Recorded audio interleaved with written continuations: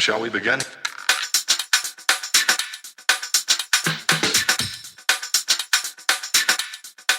Let's begin now. All right, everybody. Welcome back to a brand new episode of the Frankly Francisco podcast. Today's guest, he is a man that needs very few introductions. He is all over the place. He is on TV. He is meeting with celebrities, rubbing elbows with Selena Gomez, President Biden. He is an advocate for a subject that is very near and dear to me, which is mental health. I don't know if a lot of people know this, but September is Suicide Prevention Month. I'd like to introduce everybody to Zane. How are we doing today, Zane? I'm doing well. How are you? I'm good. I'm glad to have you on the show. Tell my audience a little bit about yourself. Let them know what you do and, the causes that you fight for. Yeah, my name is Zane Landin. My origins come from California, and I'm actually living in Washington, D.C. now. I just got my first entry-level job kind of a while ago. I keep saying that, but I got it back in November. So I graduated my Bachelor of Science in Communication last May, not this one, but the last one before. And I'm working at National Geographic Society, which has been really exciting. I've been doing internal communications, which is all about messages that are about that impact staff members, that are all about issues that are inside the society rather than issues that are out. So I work with a lot of staff members, making sure that a lot of changes and updates at the organizational level are going to be communicated with staff members. So that's a very exciting job, and I am incredibly passionate about mental health. As you mentioned, I met the President of the United States through the Mental Health Youth Action Forum, which was probably the biggest opportunity I've had in my life. I was going to say with mental health, probably in general, just to be exclusively invited to the White House and just kind of speak and be near the President of the United States is a huge honor. And to, see such to see like the administration care about mental health in that way is a very exciting thing to see. Well, we know mental health is treated a lot differently than it was previous back in times where they would just throw you in a sanitarium and call it a day and wouldn't give you the treatment that you needed when you needed it. Now the culture has shifted. People are taking mental health more seriously. I mean, in sports, you have athletes who typically don't come out if they have a mental health issue or being more open about it because they're not being shamed for it. What was your turning point for you to get into being an activist for this and fighting for this cause? Yeah, and I think that there is a big difference between having the lived experience and being an advocate. You can be both. You can definitely be both, but you can also separately have each one. I am both. So I always had the lived experience of having to manage my mental health from a very young age, and it is different. I understand that every single one of us has mental health, but when you have a decline in your mental health, or you have a mental health condition that's like diagnosable, it's a very different experience. And so I felt the effects very young, when I was basically like 5 or 6. And so my entire life I've always known having to manage my emotions, I think, a lot more than a lot of people around me, or I just didn't know because people weren't talking about it. I'd probably be really surprised how many people did have trouble with their emotions and managing them. But it was, it was difficult. But the turning point, I didn't become an advocate until I was in like my university, and I was in my third year, and I was just having like a really hard time, probably the hardest time in my life. And so I was really, unfortunately, engaging in self-harm, thinking about suicide a lot, more so than I ever had before, because I thought about it before.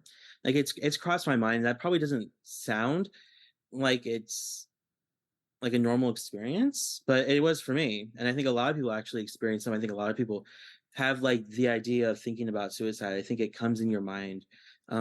So I was a little used to it. It's not a good feeling at all, but I know a lot of people that have experienced it and thought about it. And so but that was different though, because I was experiencing it and thinking about it all the time, probably like every other day. And so it was a very troubling and scary time. And I decided that, I just needed to just take care of myself, and I decided to withdraw from the semester. And I was a little worrisome because the semester was almost over, but I was doing really bad emotionally, physically, and I was kind of just going down a steep slope, declining really badly.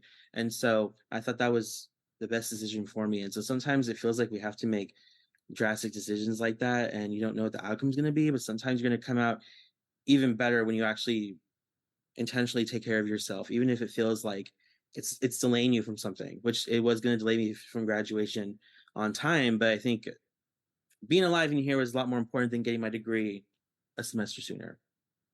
I mean, I'm a bit older than you, so I mean, I can tell you with true certainty. Like when I was younger, I've tried it 3 times, 3 separate times. I attempted. One time they had to pump my stomach. The other time I didn't cut deep enough. So trust me, I've been there. I've done that. And sometimes when you feel like you have no other choice, we think that we're doing somebody a service by deleting ourselves, like, but we don't sometimes understand that it impacts everybody around us, regardless whether we think or not. There are people who care about what happens to you. At the time, we just don't see that. That's not our focus. Our focus is to make the pain stop. Our focus is to make all this sorrow and all this hurt go away. But now it's a bit different. Now people can get help, but still people are still out there self-deleting themselves because they still feel like they're in the dark. And when you feel like you're in the dark, man, and you can't find your way around, you only see one way out. And no matter how much help is out there, I think the first step really comes in. The person themselves has to understand, listen, I need to take that first step. And sometimes that can be a little bit difficult for people. No, and I also think it's still a clear indication that we still have a lot more work to do when it comes to mental health and making sure that we have more conversations, providing resources, especially for kids. I understand that when you are trying to teach sensitive topics to kids, like you're going on pretty sensitive territory, but I think that's kids really do need to know about the signs of suicide and where they need to go. Because unfortunately, we can say that we don't want to educate kids on this because we don't want to put this idea in their head. We don't want them to have to worry about this stuff. But unfortunately, they're going to.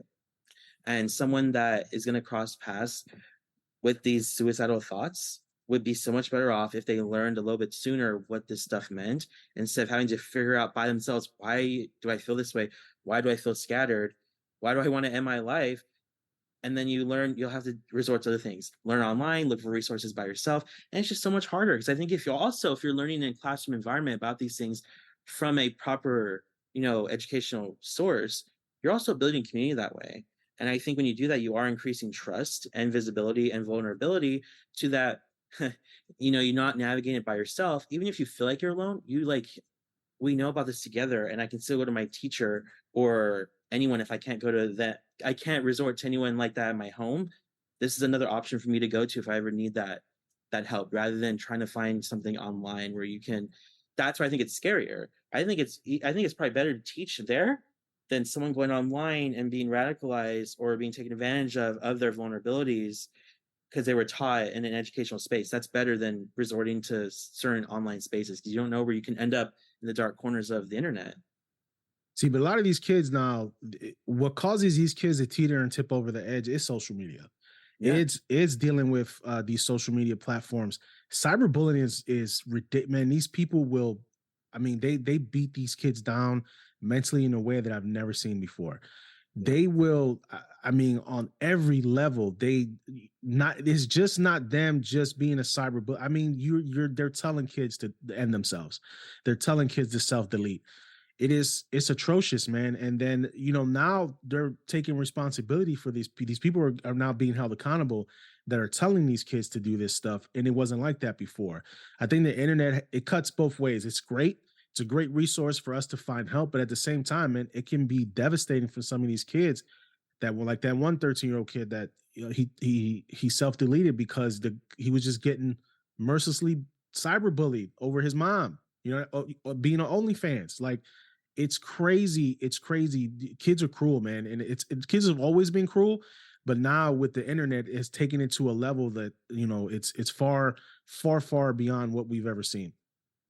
Not even just kids. Like I will acknowledge that there are kids who are cyberbullies, but it's another extreme when I see parents doing that. Or I see adults engaging in this, or they're doing something for the trends or TikTok or the clicks, and they're engaging in harmful behavior towards adults, towards kids, or even when parents put their kids on TikTok for views and clicks, when you don't even know what you're doing to your child's development by putting them on social media. And I see that. I even see like parents and I see parents make TikToks with their kids and then they'll address hate in their videos. I'm like, if you're going to address hate, why is your kid on TikTok? Like, I think that if your kid is really getting hate on TikTok, take them off immediately. Like, they should not be around that. And they should not knowingly know that they're getting hate either when they're probably like 8 to 14 years old. I don't know why you're putting them on TikTok. I think that we really need to monitor like kids' social media consumption and also how much kids are on social media because you know what people don't know is when kids put their faces online, yes, people take those pictures and they put them on dark places of the internet for people who want that kind of content, which is and even if it's a wholesome picture or a selfie of someone, people will use that against them for terrible ways. Yeah, I have 5 children. I don't allow my kids on social media. I just don't. My oldest is 16 years old. He has a flip phone. He has a flip phone for a reason because of the stuff that they are taught in school, not by teachers, but by other kids who have access to that. My kids don't need access. What does my son need to be on TikTok for? I can barely, stand to be on TikTok with all the stuff that's on there because it's just some of the stuff is just mind blowing how ignorant and just these trends that go on that are hurting these kids and in several ways, these parents who are putting themselves out there and embarrassing their own children. But they, like you said, they do it for the clicks and they do it for the dollars because there's money involved. And in today's society, if you don't have your 15 minutes of fame, then who are you? This is how a lot of people think. And I think it's affecting the young youth, the generation out here, because they feel like they have to be seen in Mhm. order for them to feel validated in who they are, which to me, I think it creates a larger issue at hand. It does create a larger issue, and I also think that it really makes these kids dependent on external validation, and in the process, they're gonna lose having to introspect and find that inner validation themselves, because you can only rely on external validation for so long, and I have a problem with that too. Sometimes I feel really down, and I try to get external validation, but then the day I have to realize that that can only help me survive for so long, and if I really want to be on a path of self love, I cannot rely on what other people say. I think it's a good thing though. They can help you get there, but if you're relying on it, that's a different story. And then all of a sudden, you're losing that self confidence. And then when you don't have validation from people or family, it's like you lost your meaning. You lost your value when you had it the whole time. You just have to realize it yourself. And that's why you see like a lot of trends with social media, like social media consumption.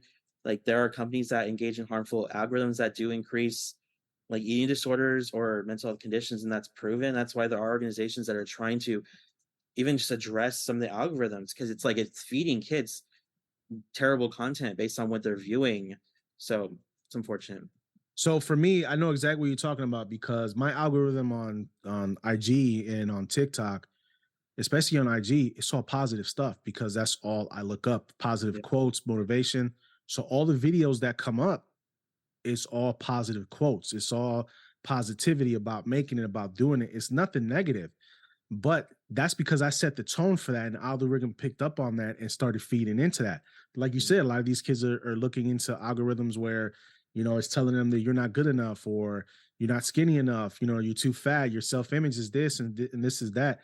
Man, these kids are their minds are still being shaped. People don't understand that. An 8-year-old is not going to think the same at 12 years old than they would at 8 years old. A 16-year-old is not going to think the same that a 12-year-old did.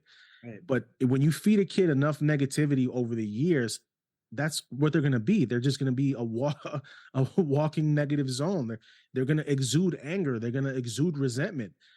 Positivity is the best thing you can give a child growing up. There's tough love, but then there's you degrading your kid every chance you get, which some of these parents do. Yeah. And the unfortunate thing is, those kids are going to carry a lot of trauma. It's going to take a lot to rewire their brain to not think so negatively or have such terrible self-esteem issues. Yeah, I tell my kids all the time, they range. My oldest is 16, my twins are 14, my daughter just turned 10, my youngest is 8 years old. So I got them all in all age range. My 14-year-old has a girlfriend, which kind of blew my mind because I didn't know about it. My wife had to tell me because as the dad, I'm the disciplinarian. I'm the guy who sets the rules in the house. So mom's the nurturer. So they're going to tell mom things that they don't tell me. So sometimes I feel like I'm left out of the loop. My son had Mm. a friend that they haven't heard from in a week. They haven't heard from him because I guess he was down because of something that was happening with his girlfriend. I didn't know about this. My son didn't tell me about this. He told my wife. And my wife told him, you need to tell someone because we need to make sure that somebody goes to make sure this kid is okay. You haven't Yeah. heard from him in a week. A light bulb should have clicked on in your head that Yeah. this kid might need some help. But that's the problem. These kids don't think that way because they feel that if they call somebody on him, they're snitching on him, or you know what I mean? They're writing them out for trying to find them help. And I think that mentality has to go. It does. I was actually in a situation like that. Even before I was an advocate, I believe I was in high school, and I did have a friend reach out that he said he was going to end everything. I didn't know what to do, mostly because he was in a completely different state. I was in Mhm. California. This person was in Florida, and I didn't know what to do. I just had to be smart, and I actually called the police, and I was like, "I know he's from Tampa. I know he's from this place. I don't know. Here's his Facebook. That's it." And they were able to go there and kind of help him. I don't really know the outcome. Well, the outcome was he didn't do that, but he was grateful for it. And so sometimes you just kind of have to get over yourself, get over the ego that you had, that you're going to be blamed for being a snitch, or you're going to get in trouble. You won't. You actually could be saving someone's life. And this minor inconvenience that you might think you have, which you don't, like, it's a very needed thing for you to reach out and get help for someone. I think you'd rather them hear than think that you're a snitch. So for you, Zane, what is the ultimate goal? What is the end game for you when it comes to mental health? What is the end game for you long term? What are you looking to do? Are you trying to build your own foundation to lead? Are you trying to work for one of these major mental health foundations to help bring a different voice of activism to it? What is your end game with all this?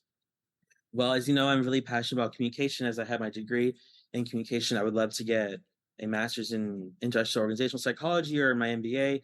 And I would love to work for one of these mental health organizations. And my dream, which is a while from now, is I would love to serve in the C-suite, which means I would either be like a chief operations or a chief communications officer or CEO. But I would definitely love to be in one of these positions. And even one of the organizations had like chief advocacy officer, which Mhm. that sounds really exciting. So what's cool is like we're seeing a lot more different chief level roles coming up, because I think that like we're seeing that there is a much more needed areas in organizations for chief level leadership, rather than just the COO, even a CCO. Like people, I tell people that and they're like, "What is that?" I'm like, "Chief Communications Officer." I understand you don't know because there's not enough, and a lot of organizations still don't have that as chief level.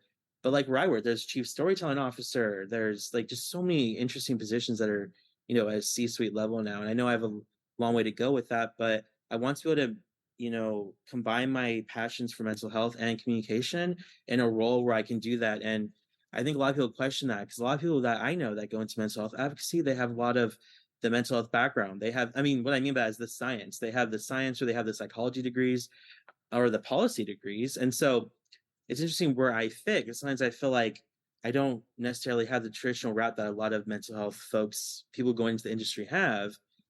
So for me, it's like, but this is an interesting angle, and this is the take that we need, because if we're going to implement policies, if we're going to make structural changes for mental health in America or any country, how do we do that without communicating? Like, we need to make sure that we have a strong foundation of strategic communications so people are aware of the resources. Because I see a lot of mental health organizations do amazing work. People don't know about the changes that are happening. People don't know about the resources. So, how do we make sure that this communication is widespread enough that people are knowing that these organizations do work, especially in areas that where people have lower socioeconomic status, where sometimes these organizations don't target, which is unfortunate, because that's what some of these organizations are to target for, but their messages are not getting to where it's supposed to.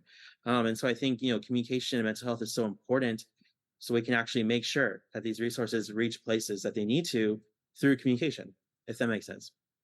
So, I mean, you're in the perfect place, the perfect district. You're in DC. You're in one of the places where you're around politicians, you're around politics. Is Mhm. that maybe somewhere where you might want to pivot to politics, where you can actually have a better impact with your voice being heard on these kind of subjects?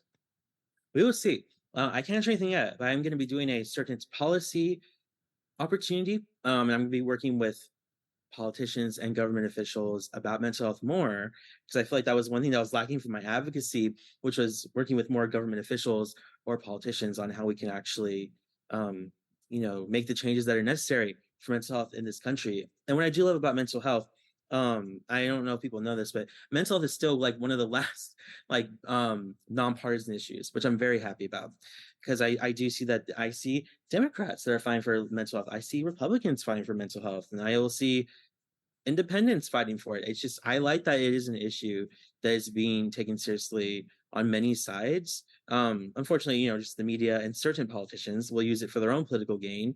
But I like that across the board. I see a lot of diverse politicians fighting for mental health collectively, which is a nice thing to see. Yeah, I'm neither Republican or Democrat. I hold views on both sides. Like, I mean, I'm a free thinker. I think on my own. I feel how I feel. I don't agree with every policy that they put out there, just like everybody else should. You shouldn't be a sheep to what's going on out here. But you are trying to find a connection out here where you're really passionate about what you're doing. And mental health to me is a very important thing because this is our generation, this is the future. Our kids need to be able to be mentally strong moving forward, or this country is done for. Yeah. We can't, continue to ball up in the corner because we're having a bad day. That's just we have to be able to learn how to cope. I think finding the right coping mechanisms is going to be the key for a lot of these kids to come out of their shells, to be able to feel mentally strong enough and have the good support system that they need to be able to do what you're doing. You're going to school, you got your degree, you want to work on your masters, you want to get in the pot. You are driven, you are driven. And I think a lot of these kids, I'm talking about the younger generation, kids in there and they're still in their teens, are not as driven. They're not as hungry to make something in themselves. And I have to, drill it in my son's head that it's not like when I was 16, 17 years. I was out of my house at 16. I was working, I had a job. These kids are not going to be able to afford their own place. They're charging 17, $1,800 for one bedroom. That's, what kind of stress that are going to put on these kids. These kids are going to feel like they can't do anything. From what I'm understanding, these what they call them, zillennials. The zillennials now are stressed out of their mind. They don't want to buy a house. They just rather rent. They don't want to do a lot of the things that, me as I'll be 44 on Saturday. A lot of people don't want to do a lot of the things that I grew up traditionally doing. I'm a traditional guy. I'm married, took on the responsibility to take care of my family. That's just me. Those are the values I grew up with. These kids don't have those same values, which is okay. You don't have to have those values to be mentally strong, but there has to be something for this younger generation to cling on to for hope. Right now, there is nothing. These kids feel like there's nothing out there for them. Yeah. I also think that, in my opinion, I want storytelling to move more in a positive direction because I think that it's been bombarded by such negative energy and negative news for so long. I understand that it's important to see. I think the issue is nowadays is that since social media is at the forefront of everything, you see everything. And so you see every terrible thing that happens. And if the algorithm does feed that, you're not seeing any positive people in the world when there's so many. Now, I know so many people that say the world is just a terrible place. And I'm like, how different is the world from 20 years ago? I understand that people have this idea that the world was so much better. I don't think so. I think that the world has always had problems, and we're just going into new challenges. But these new challenges are putting in people's head that what they see, because they see it so much now, that you see so much of the negativity, and the negativity sells. That, like you said, it's like they've lost hope and lost motivation because the world's going to end. The world's going to end to climate change. The world's going to end to politicians. The world's going to end from this war. All this stuff that I'm seeing all the time. I feel like there's a lot of these are valid things, but I think it's fear mongered in some of these children's minds. I'm not saying these issues aren't important; they are, but like to say the world's gonna end in 5 years and all this stuff, like how can children deal with that if they're being fed some of these messages rather than, and I understand you want to inspire people and make change, but I don't think that's the way to do it. I think that's just gonna actually cause a lot of fear. And that's where you might get some extreme activism that actually isn't going to be helping the cause as much as they think it would. Listen, I grew up in the 80s, 90s, 2000s, 2010s, and now the 20s. Let me tell you something. The world is the same. The only difference is a lot of the stuff that was done in the dark now is coming to light because of social media. Yeah. Half these basketball players, these football players, if they were doing the stuff that they were doing in the 80s, like Magic Johnson was, and he was doing that now, he'd be canceled. He'd be out of the NBA right now. None of this stuff has changed. Everything is pretty much how it was. It's just more open. It's just more open. You still had racists. You still had the LBG community. You still had activism. It's just on a grander scale now. It's on a grander scale now. It's more open. It's more out there. but that hasn't changed. There've always been activism. Right. There's always been people out there fighting for injustice, but now the platform is such where anybody can be on a platform. Anybody can then come up and speak up about how this and how that is affecting them. Everybody has a voice.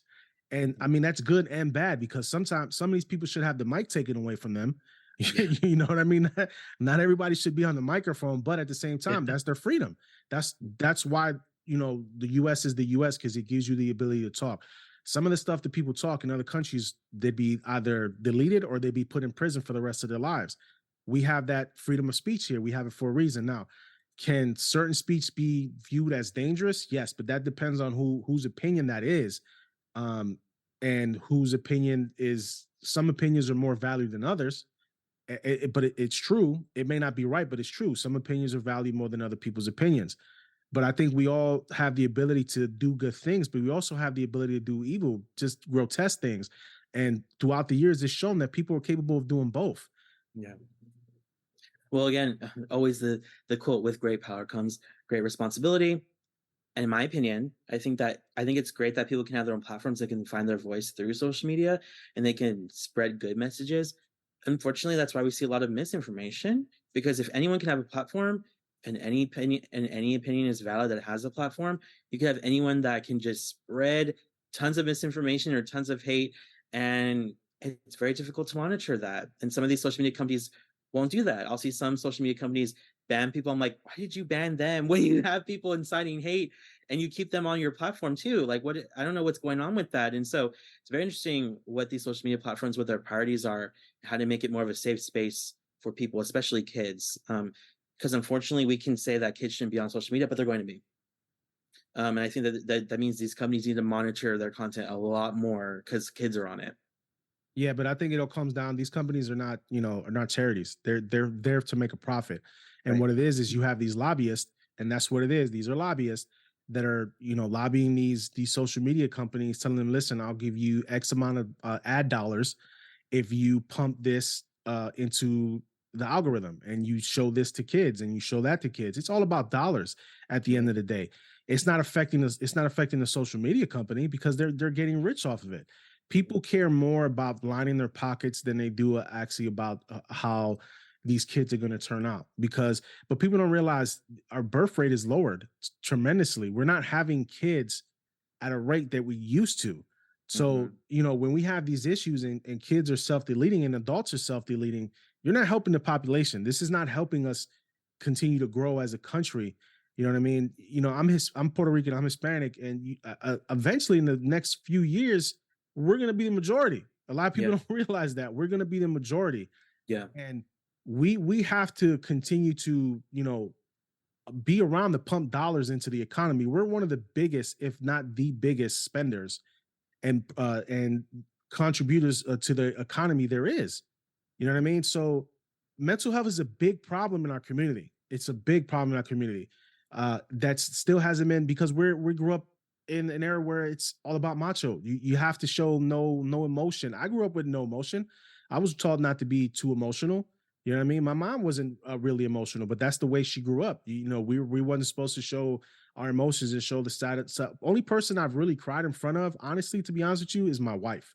I've broken down a couple of times, like when my mom passed, I break down at work. But it's a big problem in our community, and I think it needs to be answered, man. Something has to be done where we can tell our kids it's okay to cry, man. It's okay to show your emotions. You're not weak. You're actually very strong by doing what you're doing. Yeah. I think it all comes down to, of course, the bigger message that society puts out in media and TV and like showing how emotions are normal and good for you.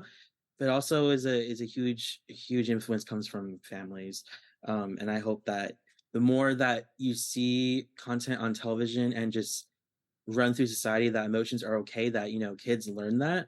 It's a hard thing to unlearn. As I mentioned, it's hard to rewire your brain that emotions are okay, and you have every right to express them, and you shouldn't have to censor um or filter how you feel because you might think you appear as weak, when I actually think that if you're going to show your emotions, you appear stronger, because then if you deal with your emotions and manage them, you can be stronger the next day for your family, rather than continually be frustrated and carrying it all the time. Rather than addressing it, you're always going to have those emotions latched onto you for years, for days, for months, rather than dealing with it.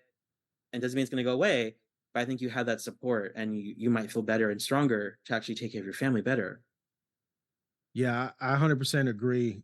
This has been a very insightful conversation. I'm glad we got to have it. Yeah. Sometimes I think that's what's missing is being able to have a civil conversation. You don't always have to agree to get along. You just don't. I think if we have open dialogue and we're able to communicate, clearly and not have to throw mud at each other while we're having the conversation, you can learn from each other. So Zane, tell me, do you have anything coming up, any events, anything that you want to put out to my audience? Let them know what upcoming actions and events do you have?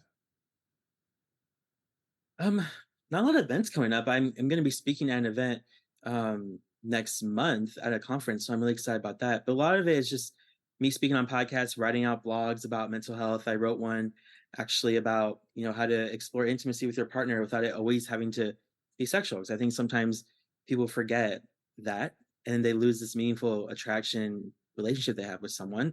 So anyway, so I do stuff like that, and I was actually on Jubilee recently. I know this is coming out 2 weeks later, so 2 weeks ago, I would say that I was on Jubilee, and they're like a YouTube channel, and they do these. Yeah. It was called Hmm. Middle Ground.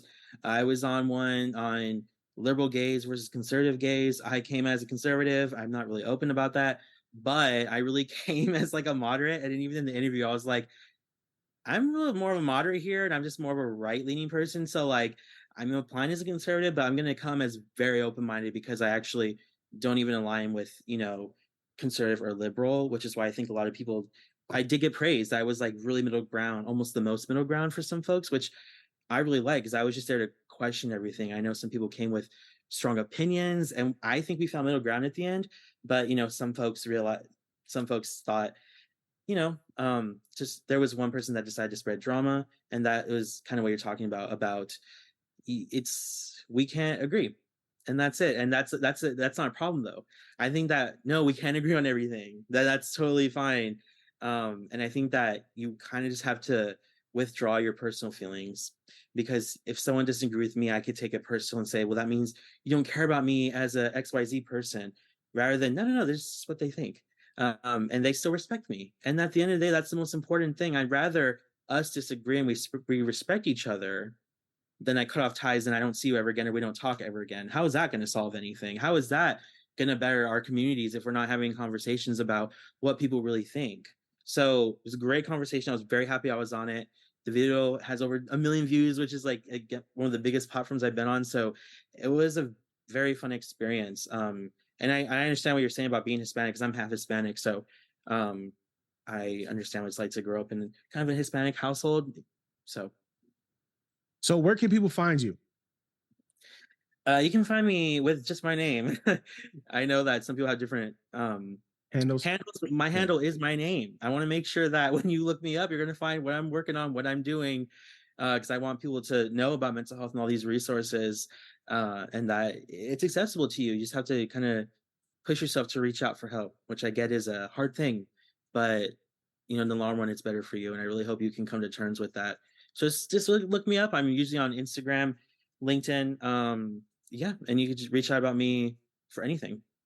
Listen, I think you beam and you shine with positivity in life. You are a person that can listen, actively listen. I mean, everybody has a little bit of unconscious bias about themselves. They can catch themselves, thinking something that they shouldn't. But if you can catch yourself, you can learn from that, and you Yeah. don't always have to jump to conclusions. And I get where you're coming from about being a conservative when it comes to some of your views, because my mom was part of the LBG community. You know what I mean? I have cousins that are part of the community. I have an uncle that's part of the community. So I'm well versed in that. I grew up in New York City half of my life before going to Ohio, and Ohio has Cleveland has a huge LBGQ community as well. So I understand where you're coming from. And then there is a divide between conservative gays and liberal gays. And it is what it is. They're going to have their different viewpoints. I think the older generations doesn't feel like the younger generations has any room to talk about certain things, because the older generations fought for the younger generations to be able to do what they're doing now. And they and this is coming from people that I know personally, family telling me this, They feel like the younger generations are taking things a bit too far with trying to cancel everybody for not saying the correct pronouns. But how are we supposed to know the pronouns if you're not telling us what we need to call you? You're going to get offended without you expressing to me what it is, what what you want to be called. You can tell me what you want to be called, and you can say what you want to say. It's like, for me, like, I get offended. A lot of people don't want to be put in a box, right? They don't want to be labeled. They don't want to be put in a box. Where I get offended is when they try to label all Hispanics and Latinos as Latinx. I take offense to that. Don't call me that. I'm not Latinx. You want to pronounce yourself as that, don't box in the whole community. Yeah. You know what I mean? It's like you have that term and people start running with that term. Like, I don't know if you know a series on YouTube called Pedal Like. They just went and they just ran with it. And everything was Latinx. And they stopped it after a while because people in the comments were just bombarding them saying, listen, you can't group everybody into that. Yeah. Don't do that. And my job, they asked me the same thing. I was like, no, I don't want to be called that. Don't call me that. If the person wants to self-identify as that, I have no problem. You have every right in the world to do that. Whatever makes you happy, whatever's going to give you a sense of peace and a sense of, mental stability, by all means do that. But don't box people in. And that's what I like about you, because you don't want people just to box you in, and you don't want to box people in. You want to give them the opinion of self-thought. You want to let them feel and think on their own, but just not box you in and make you the same as everybody else. Yeah, which is how it should be. Like, you shouldn't follow an ideology. You really shouldn't follow an ideology. You shouldn't say, oh, I'm going to vote right, I'm going to vote left. Vote for the person, vote for the one that you think is the best, not the one that is the only option on the side that you believe in. I think that we always should all be critical thinkers in that way. And what makes me happy about the backlash that Latinx got, not that I'm happy that it got backlash, because I understand the purpose of it. I like that there was backlash that you wanted to label all Hispanics or people who are Latin American as that. And it wasn't like their input wasn't even decided on. Like, I saw that, and I saw so many people who are Hispanic that were speaking out against it. And I was like, this kind of inspires me that the community really is fighting against them, that they don't believe in it. And they were fine with it if you use it for yourself. You use it for yourself, but then people are going, no, everyone's got to be Latinx. Everyone has to be Latinx, or however you want to say it. I have no problem with you using that if it's more gender inclusive and you want to use it for yourself. Use it for yourself. But if someone wants to identify as Hispanic, and then people get backlash for that, oh, that's that came from that's like a white term. It came from European. It's like, well, if they identify that way, it's not your place to tell them how to identify. Right. That's not what we're here for. If they want to identify as Hispanic and that's what they've known, they do it. That's how I identify. I've always identified that way. I remember even saying that I stopped. I was like, oh, I'm Latin American, because I didn't want to offend anyone. This is my identity. I don't care if it offends anyone. So listen, it has been a real joy to have you on the show. I'm going to leave you with what I leave everybody. No matter what anybody tells you, if you found your purpose, live it. I appreciate you coming on the show. I look forward to having you on the show again, which we will schedule something again to have you back on, because it's a great conversation that we can keep it going. So thanks, everybody. We'll talk to you later.